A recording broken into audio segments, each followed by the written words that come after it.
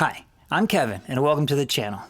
I just wanted to give a huge shout out to you guys and a very big thank you for all your recent support with the likes, shares, and comments. It is greatly appreciated, and I'm glad you guys are liking these guitar reviews. So what do we have here today? We have a Jackson JS32.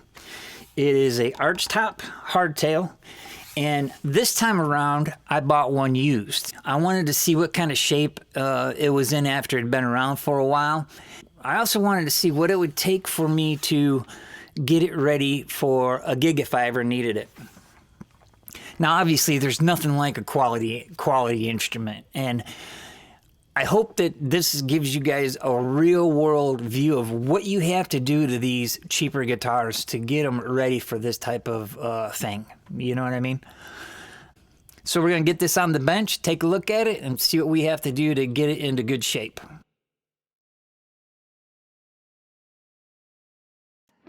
Since this is a used instrument, I didn't really see any point in doing an unboxing. It came in a box just like everything else. The reason why I like to do them on the new guitars is because these guitars are so cheap. I just like to see how they're shipped, you know? So I bought this one sight unseen online, and it most definitely had a few problems. But there are a couple differences between the JS32 and the JS11. This is the JS32Q, so it's got a nice top on it. And it has the shark fin inlays and a bound neck. But I think the pickups and all that are still the same. So part of the upgrades on this guitar is that we're going to put locking tuners on it. We're going to swap out the pickups. I ordered a tusk nut and brass saddles, but those never came in yet. So I'm going to have to make a video later on about that. Also, while we're doing the pickups, we're going to put in CTS pots and a nice good blade switch in there and take care of all that. Make sure that the shielding paint is doing its job and all that good stuff too. So we'll just start with the tuners. Here are the tuners I picked up. They were mid-price. They were like 40 bucks. You know, a good set of Gotas is about 70, and the cheapest ones they have on there are around 20 or 30. So these were 40 bucks, and I figured it would be a good middle point. Cash is the name of the tuners, but they were definitely a direct replacement. Like, I didn't have to drill any holes or do any of that stuff. The screws lined up and everything fit great. So far they're staying in tune and all that. And I found it funny that the box that they come in is the same kind of box that the Gotas and the Geikers and stuff come in too. So I wonder how many manufacturers are actually making these tuners. But this is what they look like after I got done. Nice black finish on there, and they're the buttons, so you just tighten up that thumb screw back there and it locks them down. And so far they've been staying in tune and doing really well. So like I said, this is my first time using these, and I just want to try them out.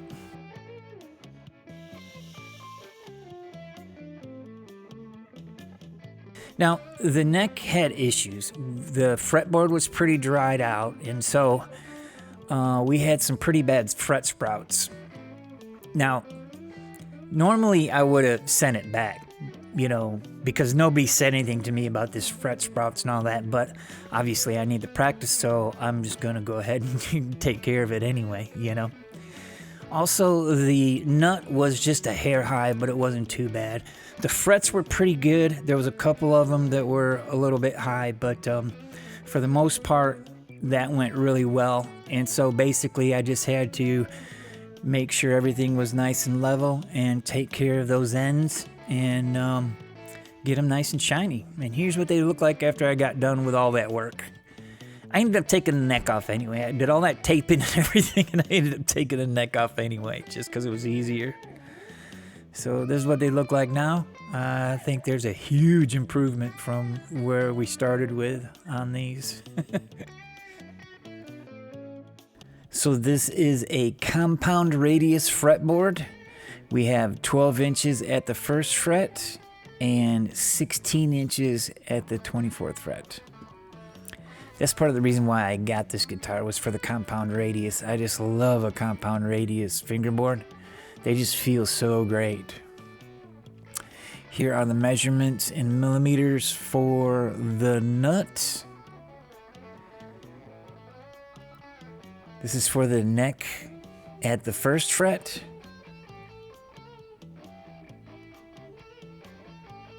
And at the 12th fret.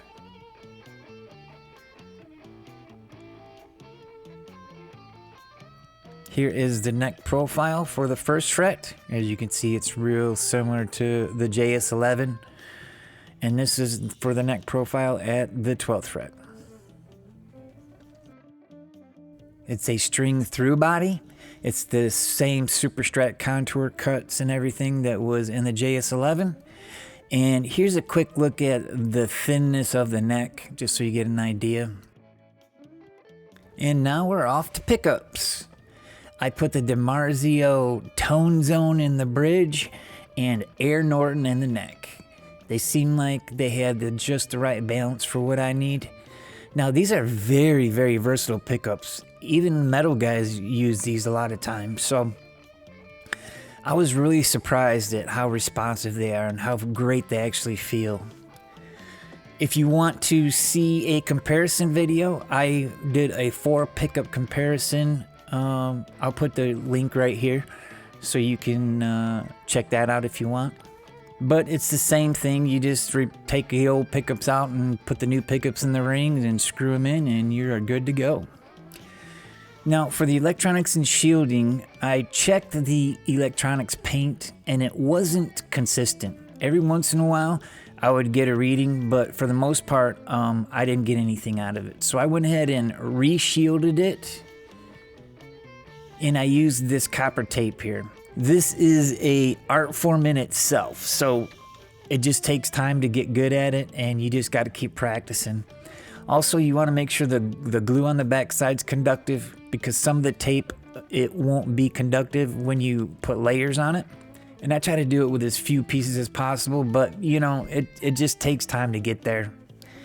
So just take your time and go slow and try to get it as cleanly as you can. And this is what it looked like after I finished it.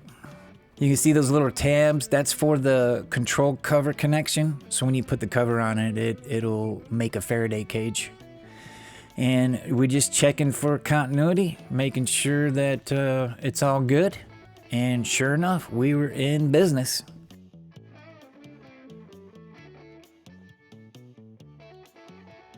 This is the electronics that came in the guitar. It's your typical circuit board, 3-way switch, and mini pots. And you can use these and they'll probably last a while. I just personally like the CTS pots better. Along with the American 3-way switch, Oak Grigsby, I think's the name of that. I also prefer the cloth covered wire. I don't know why, I just feel like I solder it better than the other stuff. I used a .022 capacitor. Now they come in all kinds of shapes and sizes, so that's just up to you what you want to use. And so that's going to be the new wiring for it. You're going to want to double check clearances.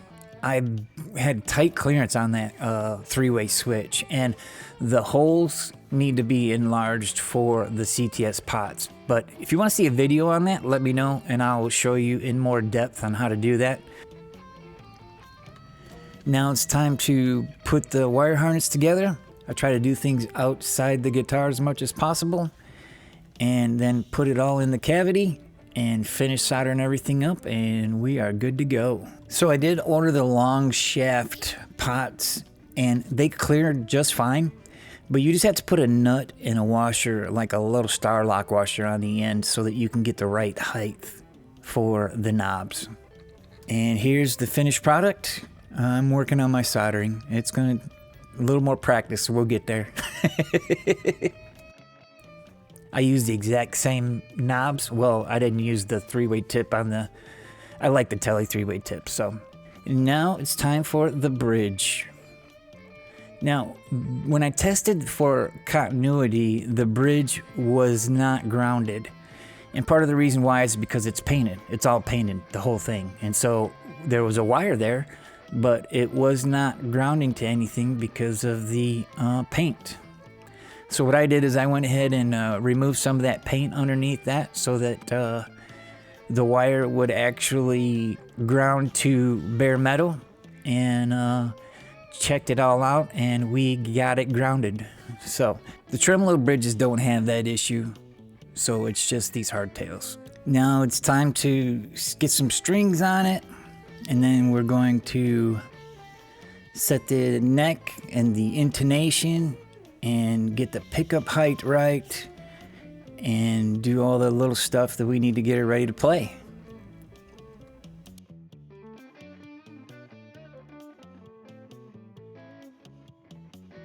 I really tried to get an angle to show you what the top looked like, but I don't think I did a very good job of it. So we're just going to try better on the next one. And that's it. That's the whole guitar. Here's what the guitar cost for everything. Now, if you are, if this is all you can afford and you want to upgrade parts a little bit at a time, this is a great candidate for that. If you don't want to do any work on it and you're going to pay somebody to do it, you might want to just save up the extra money and get you a nicer guitar. These guitars are meant for, beginners, and at an affordable price, there's obviously going to need to be things to get done to them. And every single one of these guitars I've bought that under $500 have had to have work. So just keep that in mind when you're thinking about this. But all in all, it's a nice guitar. I mean, for the money, you really can't go wrong with it. And once the upgrades are all set up and I get the nut in and the saddle in, I'm really curious because, it's a huge, obviously I replaced all the main components anyway, right? But it's a huge bonus getting all that done. So, and now I want to play this little 1-4-5 chord progression. It's kind of influenced off of Albert King's crosscut saw. And in the process, I'm going to show which pickup I'm on and have the settings for my amp. And I wanted to say thank you very much. Please like, subscribe, and share if you find any value in this. And we will talk to you on the next one. Have a beautiful, beautiful day.